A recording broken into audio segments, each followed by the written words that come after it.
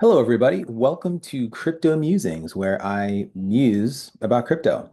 Obviously, the big news that happened over the last 24 hours is that it came out that Ripple made what appears to be maybe not an unsolicited offer for Circle for between $4 and $5 billion.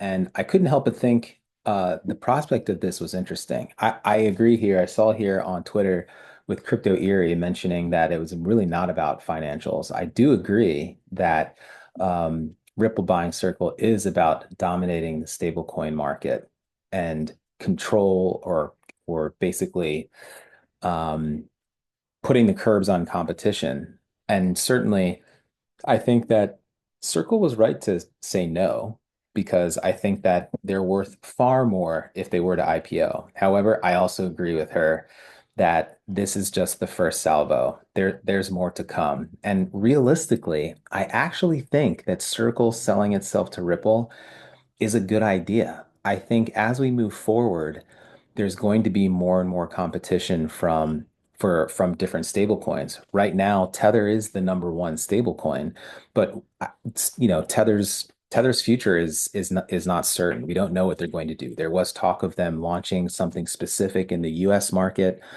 but the jurisdictions where they can operate the way that they're operating without, revealing basically how they're structuring the stablecoin, what's backing it, is becoming fewer and fewer. And I think particularly in the US, if we get the stablecoin legislation and these industry-wide frameworks, once they start to come online, there's going to be far more competition from other stablecoin providers. There was a podcast I watched from Jake Claver from Beyond Broke, and I think he laid it out perfectly. I think ultimately in a world where everybody is moving on chain, every bank, every company is going to want to have their own stablecoin. So the question is who's going to issue these stablecoins? And I think that while USDC is creating its own payment network, ultimately, like the product that they have is a stable coin.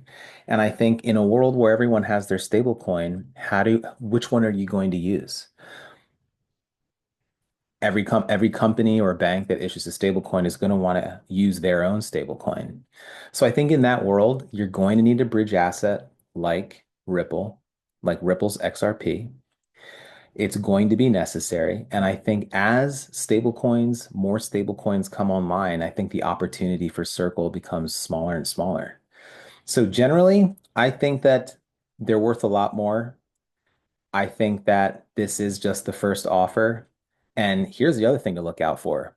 We're all sitting around waiting for XRP to finally sort of take off with the rest of the crypto market. And I think if it hits the numbers that a lot of the chart analysts are talking about, anywhere from as low as 5 up to say $50 to $70, if it even does some of that and say gets to the $15 to $20 range, all of a sudden, I think that an acquisition by Ripple of Circle becomes much, much, much more plausible.